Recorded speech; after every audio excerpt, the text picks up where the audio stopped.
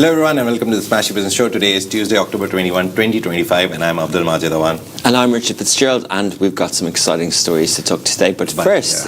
Yeah. We will start with something very interesting. I saw the Dubai Active guys in the Love in Dubai show and in our newsroom. How is it, Rich? How was your day talking to people who have so much adrenaline and energy coming into the office in the morning? It is really interesting. Yeah, Majid, we also talked yesterday about all the events that are happening in Dubai at the moment, and another big event is every year there are muscle shows, there's different shows, so the Dubai Active is running in halls 1 to 4. It's fascinating that they'll turn the World Trade Center that hosted GITEX, obviously exhibition centers are used to turnovers, but this week they'll flip it around and it'll become active show with thousands of people in over the weekend. So halls 1 to 4, Friday to Sunday, Love in Dubai media partners, and to that effect on the Love in Dubai show, two of the biggest talent, I guess, that Dubai Active are bringing in from the UK were on the show, and they were launching their product as well, which is a drink, a supplement drink, New Tonic. So James Smith is one of the guys, and yeah, just fascinating how they see Dubai as a market.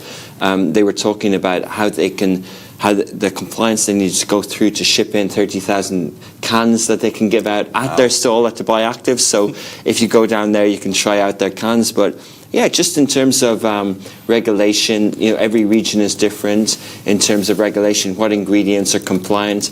You know, are they halal? Are they compliant with the DHA and the different labs and the different regulators? And are they taste compliant as well? Because they were talking to us, they were talking to us about like that each market has a different palate, and that you have to adjust your products and things like that. But just fascinating listening to what we talk about, the influencers in the creator economy and launching products. And especially in that sort of space, like obviously the famous ones are the Paul brothers launching their Prime drink with KSI in the UK, and that's obviously big with kids. And now this James Smith influencer our podcast creator, fitness, ambassador, has launching New Tonic as well. Very cool branding. I tasted one of the flavors myself. Tastes very good, but they talked about like all the different ingredients, and you can get in the weeds in this stuff. Look, and some are products are expected to have a certain ingredient and others aren't. So for their drink they choose one, and for their creatine product they launch later they choose another, just to be sort of in compliant with the industry, I guess. And creatine has taken a lot of coverage nowadays. Everyone is talking about it. I'm not a fitness freak, so I don't know a lot about it. For anyone who doesn't know what it does, do you have any idea? Because I've heard it's the new thing, right? Protein powders, and now it's creatine. Well, I'm in my 40s, Majid. You're more active than me. I remember hearing of creatine first when I was 15 in a rugby school. So it was something that was taken back then as a supplement to enhance muscle development. It's totally legit. There's nothing illegal about it. But yeah, just check. There are different. Any of these products will have different effects in a way. Water retention is one thing that creatine does, and but yeah, like it's obviously above the board. You don't need a prescription to. It's just like having a protein shake or having a protein powder, but it's a different product, it's a different ingredient. And people are launching creatine supplements as well. Yeah, and we have a lot of energy drinks or drinks of some sort. We have what's his name? Completely forgot his product's name, but we talk about him a lot. Backed by Huda Katan and them. Himansha, Charlie Wright, yeah. They also have a drink which is like, I think, more a nutrient or more electrolytes. More electrolytes, I would say, but yeah, I totally agree with you. It's becoming a very big business, right? Only in drinks category, like you can drink stuff. Yeah, you're right. It's lifestyle, isn't it? It's it's the whole sort of wellness theme, and the Gen Z avoiding the nightclubs, and even these products, like, are they that healthy? Do they have the right ingredients and things like that? So there's a lot of marketing that goes into it. It's interesting to see how people approach this region. And it was interesting for the first 5 minutes of the show. I was wondering what the Dubai Active PR people would think, because the whole section on the show was sampling different products. So, but that's just it, isn't it? It just adds to the story of Dubai Active that people are talking about other products and taking booths at these fairs to launch their brand. And it could be a supplement, it could be weights, it could be, it could be something for a gym, or it can be a drink. Yeah, and basically it means this market, everyone wants a piece of it, and these people are also one of the people who want to come to this market, because I think there is a very big fitness culture here. It's not, go with a lot of cycling ones. Yeah. People have running clubs. Running clubs exploding, so many yeah, things. absolutely. And also, in Saudi Arabia, anecdotally, I've been going there for almost 15 years, and seeing the change. If you go to the gym now, the personnel that you see in the gym now in Saudi versus a decade ago is stark. It's the 18-year-olds who aren't sort of catching up for lost years in the gym. It's like there's a change, and you can see it. Just like in Dubai, you can see there's a change in fitness, and it touches all parts of the ecosystem. It can be in gyms, it can be in athleisure, it can be in products, it can be in so many different areas. So lots of business opportunities for sure. But yeah, I'd be curious to walk the floors of Dubai Active to see the products, to see the influencers, even if I'm not necessarily in the space. Yeah. And coming back to affecting everything, yesterday was a very big AWS outage. We're going to discuss that. Saudi Prince Khaled has slammed Meta specifically, and overall social media also, for prioritizing sales over security in Gulf. And there was a very nice Michael Page report about UAE. For the first time, they've launched a UAE salary guide. We'll talk about it. It's very interesting, and I would want Rich to throw more light on salary negotiations. He's the founder. He has a company, so he can tell us how to negotiate better, maybe. But yesterday on October 20th, the major AWS Amazon Web Services outage disrupted internet services worldwide, hitting top apps like Roblox, Canva, Snapchat, Robinhood, and Alexa. She was not listening yesterday. The problem stemmed from internal connectivity failures. In technical terms, it was the US East 1 region which was affected, causing widespread downtime across finance, gaming, education, and retail platforms. Although AWS restored services within hours, the incident exposed how deeply businesses rely on a few cloud providers and how a single regional fault can ripple across billions of daily users. And Gulf users were complaining a lot on X. Yeah, even though a lot of Gulf companies won't use that server, there are AWS servers in Frankfurt, which a lot of the region use, and also most recently in Bahrain as well. But the AWS powers nearly 1/3 of global cloud market, generating $120 billion annually, 3 or 4 times what Amazon make from advertising, which is fascinating. Its dominance brings efficiency, but also concentration risk, as this outage showed. One failure can disrupt everything from banking apps to delivery systems.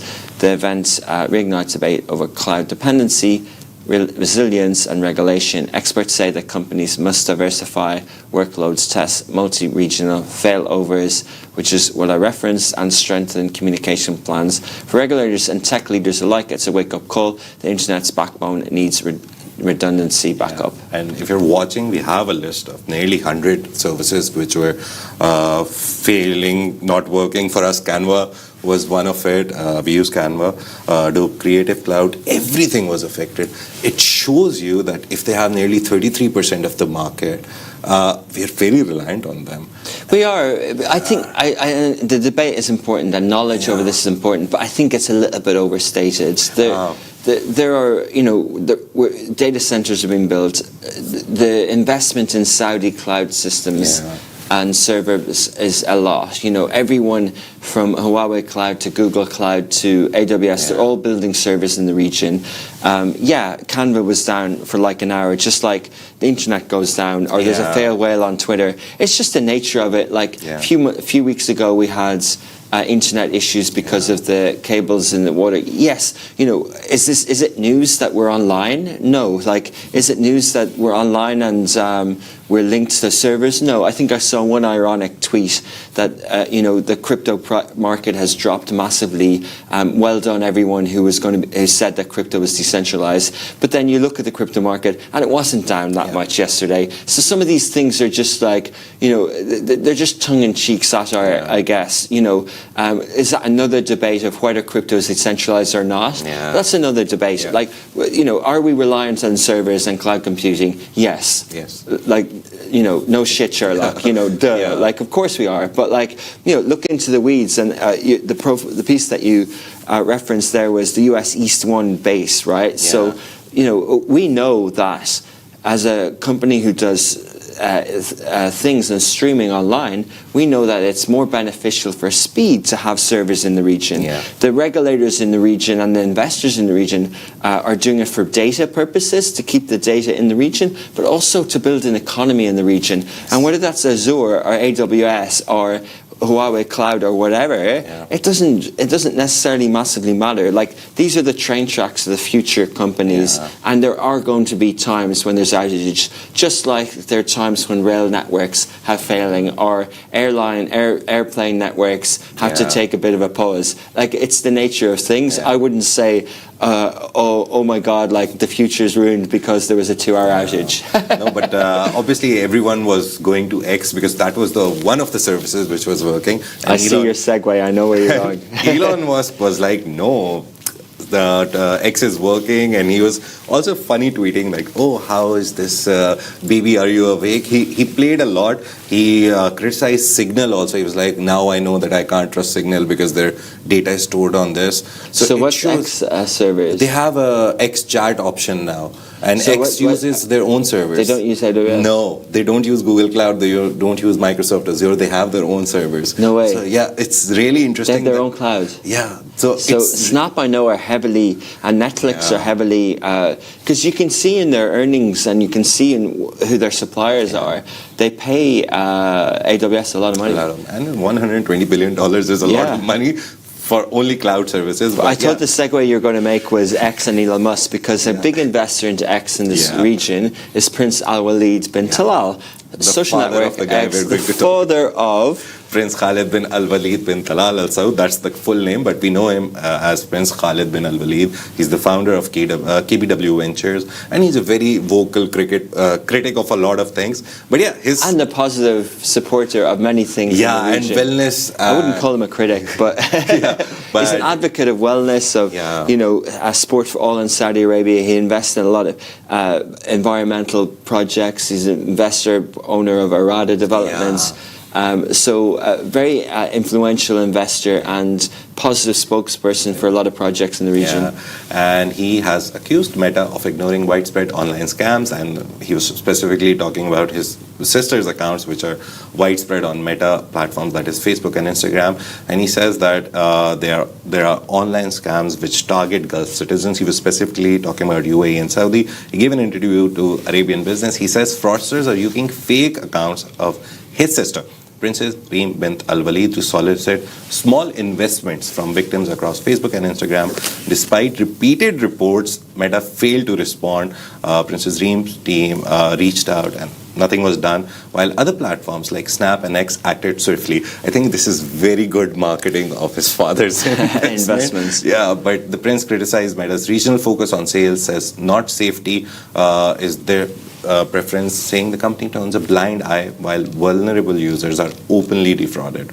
So Prince Khaled is now calling on Saudi and UAE regulators to investigate how social media platforms handle impersonation and fraud. He says Meta's take, inverted commas, approach to the region must end, arguing they profit massively but offer little protection. Meta earned $62 billion in 2024. I would say over $1 billion of that is from this region. Yet, as the IAB MENA advertising report will indicate, a $6 or $7 billion ad dollars spend in 2024, and we think about $4 billion of that leaves the region, 25% to Meta. Yet its Gulf Trust and safety terms remain underdeveloped. Former Meta policy head Ashraf Zaytoun backed his remarks, saying the company has the resources to act but simply lacks the will to do so. Ashraf's a great commentator in the media space. He used to work with Netflix as well and knows this inside out. He works very closely with a lot of the government entities in Saudi Arabia and in Jordan as well. So, that's a good industry expert to back this claim up. And would you back his claim? I think to an extent I would. But he says his exact quotes were that they can put up security teams, they can put up everything, but they try not to. They just open sales office. And very interesting information about this is that X only has a sales office here. Abdullah told me that they only have a sales office. They don't have anything else in this region. But he's saying that they do that. They only put up salespeople. They'll just send, sell, take, and not do them. Would you agree with that? So firstly, what he's bringing up here is cybersecurity and safety over fraud. I think it's a global tech issue. I don't think it's Meta only facing this in this region. So it's an unfair thing to go, hey, you're not doing it in this region. Do they care about this, about protecting user identity globally? I think they do. It's just hard to control per se, and they probably should invest more in it.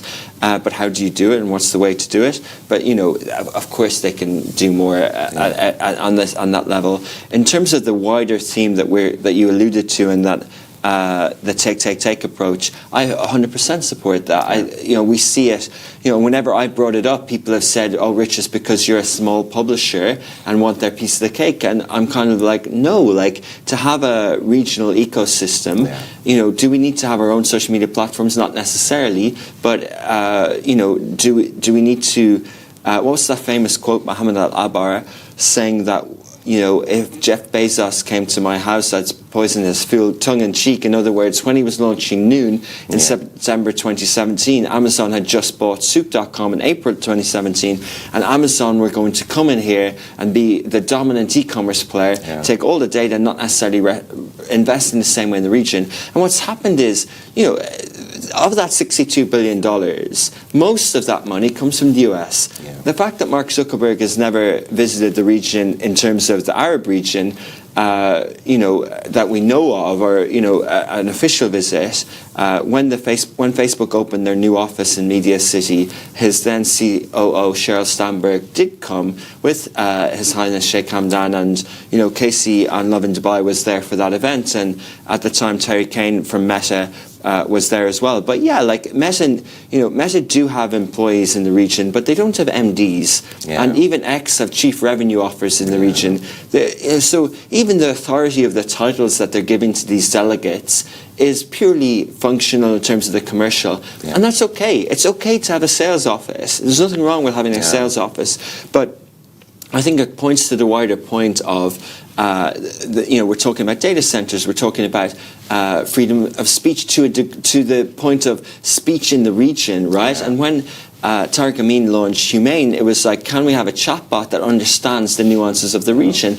And like Augustus Media, can we have a media company that understands the nuances of the region? All these things are important. Like Muhammad Al-Abar, again, on the Noon side, can we have an e-commerce portal that understands the nuances of the region? So Smashi Business, the tagline is for the driven, the dreamers, doers. It's very much a regional focus. We want to create heroes, talk about heroes, amplify the stories of the region. But do we want to regulate and fully block globalization to a degree, and to have these experts and have these services in the region? No, and I think that's the beauty of Dubai and the modern Gulf states, is that they don't stop someone from owning an iPhone. The US now is blocking, putting 50% tariffs. We're not putting 50% tariffs, and I don't think. Imagine we came out and said that if you buy an ad on Facebook, it's a 50% tariff. Imagine if Khaled Al-Walid, His Excellency, came out with something like that and say, I'm an advocate for 50% tariffs of all ad spend. Little publisher Rich would be delighted, because people would look at advertising Love in Dubai app, which has had 150,000 downloads this year and over 20,000 active users, and you can target 22 cities in the region. But obviously, we also activate a lot on these platforms, and I'm not saying that regulation should have 50% tariffs or should block anyone who isn't built in the region. A good diversified economy has mixes of everything and has choice, but I do think you can be a little bit protectionist. Like the French are famous for protecting their own national carriers and their own goods. I think you can be a little bit protectionist, and also you can incentivize. What are the incentives of Facebook having chief strategy officers here? Facebook opened an office in Dublin with 12% corporate tax as opposed to 20-30% in other markets, because So they opened that and they hired strategists in Ireland for Europe and for the region. Now, if there's no corporate tax, if there's 9% in Dubai, and now I think Facebook Dublin went up to about 15%. But if that's a 6% difference. So why are Facebook not having those 2,000 or 3,000 employees that they have in Dublin versus 100 or so here? Don't quote me on the exact numbers, but it's relative. Why aren't those employees here? And we have the incentives. I was going to say, do we have the incentives? We do have the incentives. Yeah. It's just having that environment. The reason why they don't have these offices here is because there's still fear of those companies having state control over data, and this idea that governments will interfere with access, with handing over access, like Apple and things like that. But actually, they do in the US anyway. So it's just, they all sit at the table with the US and they hand over data to the US, to the governments, and they always have. Facebook particularly more so than Google or Apple to a degree, and that's a longer conversation, longer story. But so I think we'll see more of it. And, the Chinese companies have had a different approach. If you look at TikTok, they have offices in Lagos, Cairo, Dubai, Saudi. Snap are opening more offices. They're now fully licensed, I think, in Saudi. They definitely have an office in Qatar. They have 8 employees there or so. So this is a different approach. But, a lot of the thing is why X, yes, they have an office in Dubai. It's a sales office, but you can't find their logo outside their door, even if you're on the corridor. And they say that's for safety of employees and things like that. But why is it safety of employees? It's safe anyway, right? So I think there's a lot to talk about on that level. But wholeheartedly, I agree with the sentiment of the take. I think it's the wrong approach. And I think, as global leaders who are, who have companies listed on the NASDAQ and whose most revenue comes from the US, that trillions of dollar economy, but, if you really believe in America first, and you're going to see that happening. You're going to see, like Netflix, you're not number one.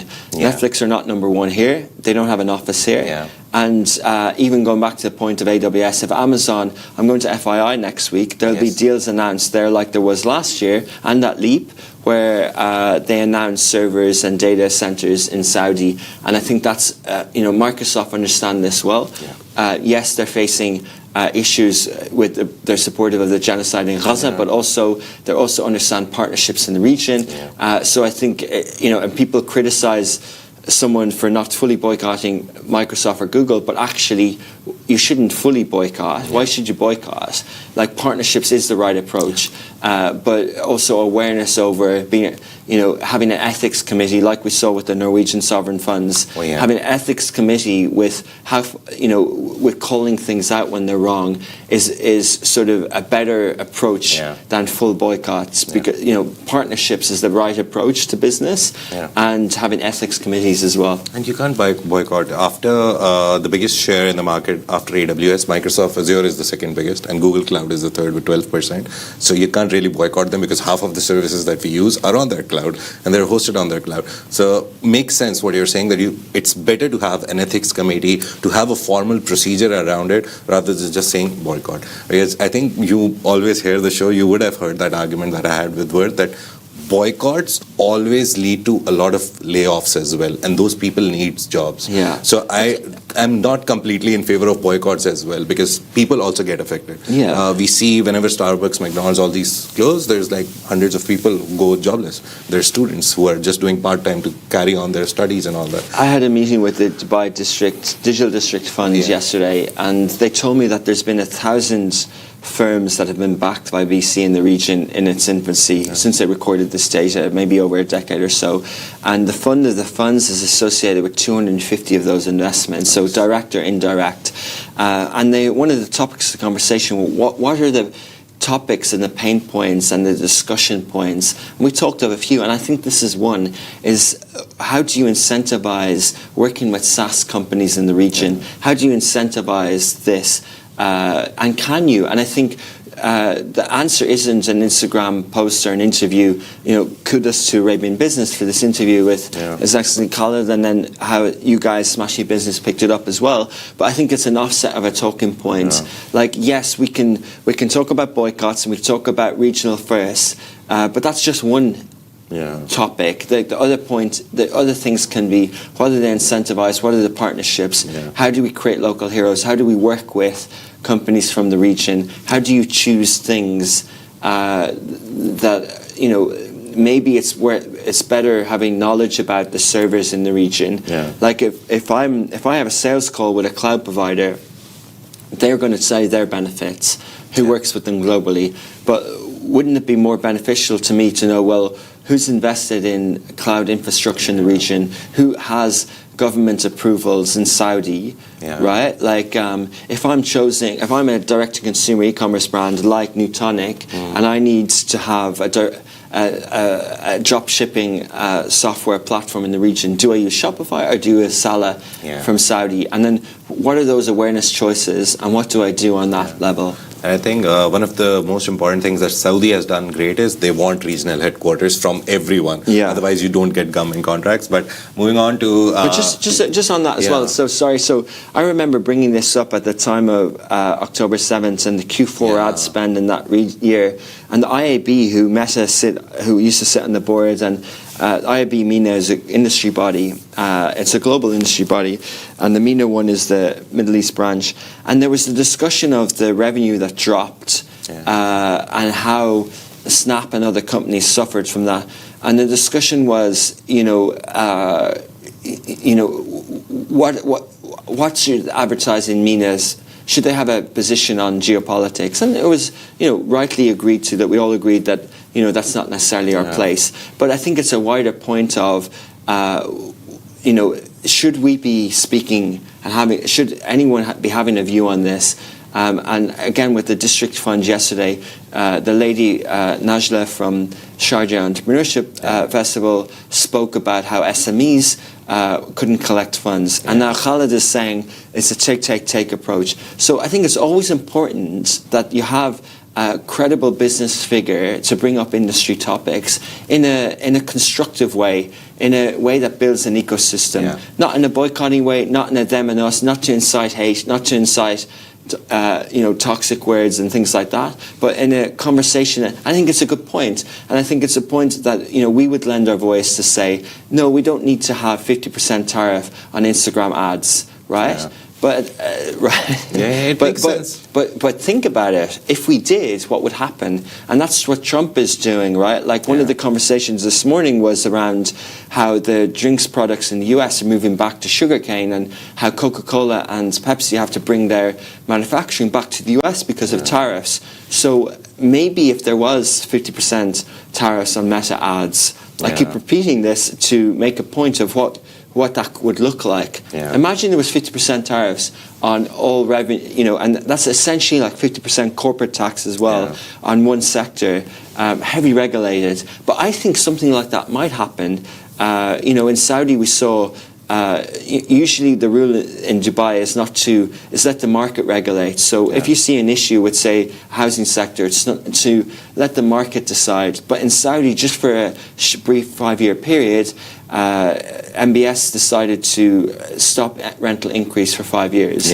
So that's coming in with a wide regulatory view on that. Like imagine we said, okay, let's let the region catch up with digital ads. So we're just going to ban digital ad buying on Google and Meta for about 5 years. Imagine they did that. It would slow things down because these products are really valuable. They're really good products. And I know I'm going on and on about this, but it's yes, it's take, but they do employ about 1,000 people on digital ad sales in the region. I went on a podcast with a guy at the weekend who has he works at Meta, and he has Below the Fold podcast, Brahim Jabri, get his name right. So we went on the podcast with him, and he works at Meta, and he spends a third of his time in Saudi. And they employ people from the region to, they create jobs in the region. So there is a positive element to it. It's easy for me to say, hey, Meta and their take 4 billion and take it out. They probably, if they make 4 billion, they probably take about 2.5 or 3 billion out. But they still, but that is 2.5, 3 billion. So we're hoping that 2.5, 3 billion stays in the region, or at least goes on the stock market in the region for the markup. So you'd be happy with 50-50. If they earn 4, they take 2, keep 2 in the region in terms of paying people, job creation. Would you be happy with the 50-50 approach? I'm happy if I always talk about multipolar economies. Yeah. I'm happy if the capital markets in the region increase in value. Yeah. I'm happy if there's more unicorns from the region. Yeah. Like we talk about SEC and there's 15 or 20 unicorns they want to make in Saudi Arabia. I'm happy if the economies grow and there's equal opportunity to a degree, and there's lots of jobs in the region, and there's economic prosperity. However, wherever that money comes from, it's wherever those jobs are created, whichever country, whichever sector. Do I fully agree that there's too much money leaving the region and there's a take, and they don't even open office here, some of them, they don't even break down the revenues for the region. Yeah, not happy with that. Yeah, talking about breaking down the numbers for the region, Michael Page, Middle East, has launched its 2026 UAE salary guide, offering employers and job seekers greater clarity in the shifting market. The main number that I saw, and it was important for me and understandable, was the report reveals that only 15% of the professionals who negotiated salaries in 2025 till now succeeded, down sharply 24% from 2024. The drop reflects growing competition from international talent and a more cautious workforce. The guide aims to bring transparency to pay trends across industry. That's the motive that they're trying to achieve. Yeah, so Michael Page's latest salary guide also introduces a new interactive digital tool allowing users to explore salary ranges and trends across roles and sectors. Managing Director John Ede said the goal is to help both employers and professionals feel informed and empowered, while 52% of UAE employees are satisfied with their pay. Nearly 2/3 are open to changing jobs in 2026. Yeah. Very interesting. Yeah, it's interesting. It is interesting, but it's almost like it's great to do this research and reports, but it's almost like, well, sometimes it depends on case to case, right? You're a founder. The most important thing I can ask you, and which I think you would be able to answer also because, again, company policy, but what would you say is the best way to negotiate a salary?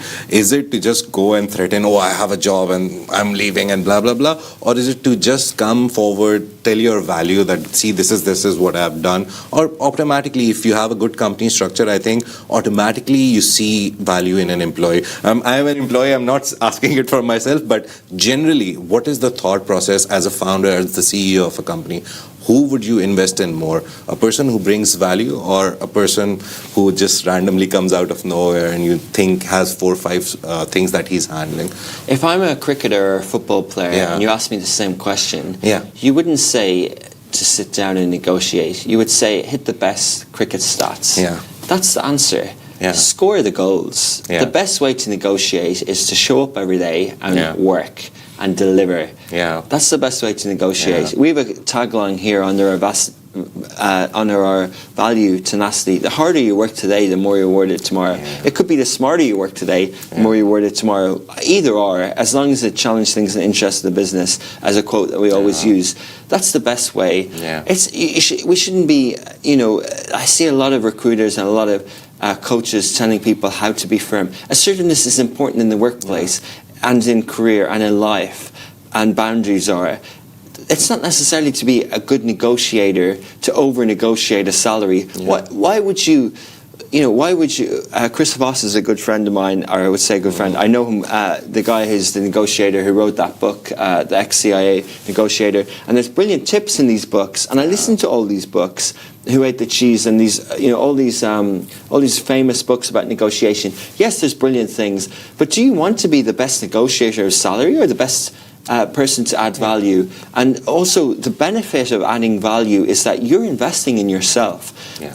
If you're working like you have, Majid, like you have since you came here, yes, you're doing it all for Smashi Business to a degree, but actually you're doing it for yourself. You've built a digital media brand, with the support of others and the environment, and that's the best approach. Like when we sit down in January, you're going to get a nice pay rise because of the work that you've done this year. We have it on record. Kirby, take this part. I want this part. No, but it's true, and that's our approach. And but we have to have systematic things around it. It has to be fairness. We have a remuneration policy, and it's our approach. But it's because of your work through the year, and since you joined, nearly 18 months ago, that's the best way to negotiate. But don't be, I'm not saying never to ask. I'm not saying not to put up. But generally, we have performance reviews, we have scores, and that goes through the negotiation. But I like this thing of like 62%, would consider changing jobs. That's okay too.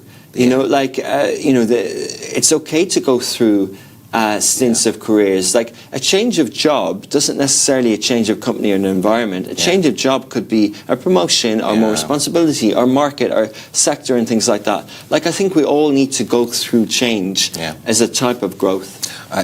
The last question, which I would like you to debunk a myth. Again, you've been in this industry for long. You would know. When I arrived in Dubai nearly 3 years ago, everyone told me you don't get raises here. You just have to switch a job to get a raise.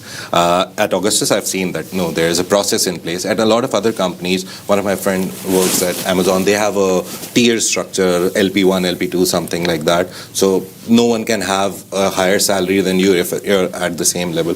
What would you say? Is it a myth that here it happens, or there are things what are the stories that you've heard? There are narratives about the Dubai business world in terms of recruitment, and I don't fight them. But people say, "Oh, the market pays this." Oh, yes. Imagine working as a barista or a chef and saying the market pays this. Yeah. So if I flip burgers at McDonald's. And I'm, doing necessarily brain dead work, or I'm working in a really good pizza place, like shaping the pizza, or in a Michelin star restaurant, and I ask for the same salary. It doesn't work like that. The markets are dynamic. There are benchmarks, but there are differences. There are differences, and I think it's important for companies to shape the narrative. We have our own salary brackets. We don't have market salary brackets because generally inflation that's accounted for because we have a good policy towards it. I'm doing that to be fair, but I'm also doing that because I don't want you to be sitting at your desk doubting. I don't want you to be head turned by a recruiter who is just sending DMs on LinkedIn, Like, it's the same thing. It's like, if I'm happy in a home and I've got someone saying I can get you X for your home, stop messaging me. I'm happy in my home, Like, so you have to sort of think of that as well. But the narratives are true. There are market rates. There are things that people don't get pay rises. Like we have someone who worked 10 years in another media company that was never given a pay rise. And he's been here 3 or 4 years and he's got a pay rise every year. And he got a promotion. So he could say that the market doesn't, or he could say this company does. But maybe that was just his experience during that time. Maybe that company doesn't always do it. Maybe there's economic downturn. Maybe they're losing money, but I think communication is important.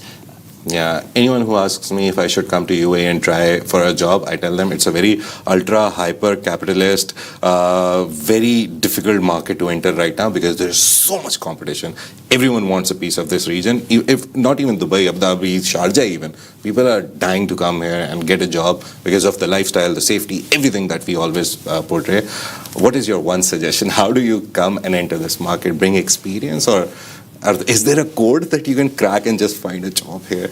Yeah, I think it's positive mindset. I spoke at 2 university events in the last week, and afterwards, I just really get hit up and I'm fascinated. So when I see some people complaining about the work from office policy, which for me is fascinating because.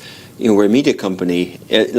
You would never argue if you're working with a retail... If you're a cashier at a bank, you have to show up to count the money, right? It's kind of like the nature of the job. You have to show up sometimes. If I'm working in Dubai Mall for a fashion brand, I don't go, hey, why am I working on Saturday? That's family time. Some people say to me, I want to work from home at the weekend because it's family time. I'm like, well, then why are you working from home? Why don't you have not work from home? Yeah. Why don't you have a weekend per se, right? And then they'll say, I want a normal work week. Well, but we're a media company. Yeah, we work 24/7. We don't. Well, we don't actually. Yeah. Like Augustus never works 24/7, and this is a thing that creeps in, and it's creeped in onto your desk because I've just heard it. We don't work 24/7. We do shift work. Yeah. Look, our Augustus Media's profile is published 14 hours a day, 7 days a week. Yes. On some of the brands that we have resources. Generally, we do 40 hours a week, and we have shift work from 6 p.m. to 10 p.m. Yeah. And that's what we do. But some people go, I'll work a normal week. Okay, well then find a company that's a 9 to 6 industry, because media isn't a 9 to 6 industry, but it's structured towards it. We follow labour law. You work 40 hours, but it's shift work, and it's structured towards it, and we have an office. And if you don't understand that, then look at the thousands of people who want your job. And that's the point I was coming to. Like, there's one person, if he wants to leave the job, there's like 1 million replacements, to be honest, standing ready, and I think sometimes more potential. Well, no, I think that, I'm really, I wouldn't swap any of our team. Genuinely, I love the potential of our team. I love the work that they do. But to your point of the question of, what advice would I have? I think there's a bit of attitude and understanding that, like, if you want a job, like a lot of people will say, I want to work with Love in Dubai. They'll see the guests, they'll see that they're allowed to have a show, like as a 20-year-old or whatever. They're allowed to have front of camera. We take risks, we support, we work with governments, we get pay rises every year, we do this. Generally, people like to work with us. Alhamdulillah, like we're lucky that people that want to work with us, just like they want to work with Meta, they want to work with different people and who give different opportunities. And it's seen as a fun place to work. And Love in Dubai is seen to be involved in all the events and access to talent and all this sort of stuff. Get tickets and things like that, although that's not a soft perk. But basically, there's a lot of things there. But if you're applying for a job here, no, it's a media company. Is it a media company? I'm listening to a podcast by the Rest is Politics guys at the moment, Alistair Campbell and Michael Wolff, who's written the biographies of Trump and also Rupert Murdoch, and they talk about a tabloid in the UK, The Sun, and the New York Post has been dregs of horrible places to work with rats all over the place. On one level, is Love in Dubai like a tabloid? Yes. Does it mean it has to have rats in the office? No, it doesn't. So I think there's yes, I'm saying do work with a media company, but know that you shouldn't accept rats in an office. So to a point of like challenge the right things, but also know it's a media company. Like if you are going to work with Vogue, know that you're working with a fashion magazine, right? And all their events are in the evening. You will have to do your office work and then go there and come back at 12 and then get ready for Well, within the labour law, I mean, like, I think some of these companies do abuse things, and we don't. Like, really, like, I worked in companies where I've worked different hours, and I was told it's an industry. But I'm saying, no, we work within the labour law. But you give time back. We have a time back policy. We don't have a time back policy. We have an in lieu policy. Which is the same thing, but it gets it gets abused. And this is the thing, like things get abused. Like this time back thing gets abused. This work from home thing gets abused.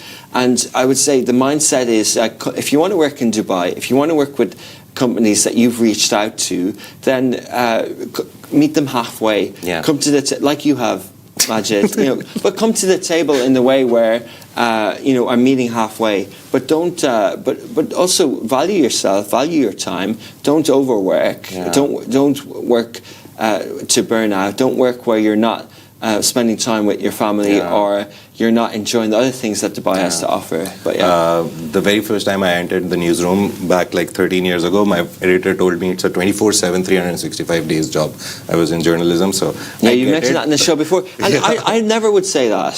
It's not. But again, he was not getting my hopes up. He was telling me that sometimes things happen in the night, and sometimes if you're the main person responsible for it, you will have to wake up. Just like if you're, the doctor who delivered birth for our daughter, our baby, a few weeks ago, she was called out while she was on the way to the gym, and she comes to the delivery room, and that's understood within the system and how the operation is. Doctors know this has to happen. Like there are there is no you can't Depends on the category, industry, whatever you're working for. But that's a wrap for today. Thank you so much for tuning into the Smashi Business Show. Make sure to follow us across all social media channels at Smashi Business and stay ahead with our daily newsletter. You'll find the subscription link in the description wherever you're hearing or watching. And this has been a Smashi Business Show, a Smashi Business production, part of the Gus's Media Podcast Network. Thanks for being one of the listeners. Let us know. I will give you a shout out on the show. Send us a message. Subscribe to the newsletter. We just launched today our first ever Smashi crypto newsletter. Yeah. You'll be able to subscribe on the smashi.tv or the Smashi crypto Instagram. There's a URL in there to subscribe, and you'll get twice weekly. Yeah, twice. Monday and Friday. Monday and Friday right now, and we'll ramp that up. But Smashi crypto newsletter. Yeah. Thank you so much. Have a great day. See you tomorrow.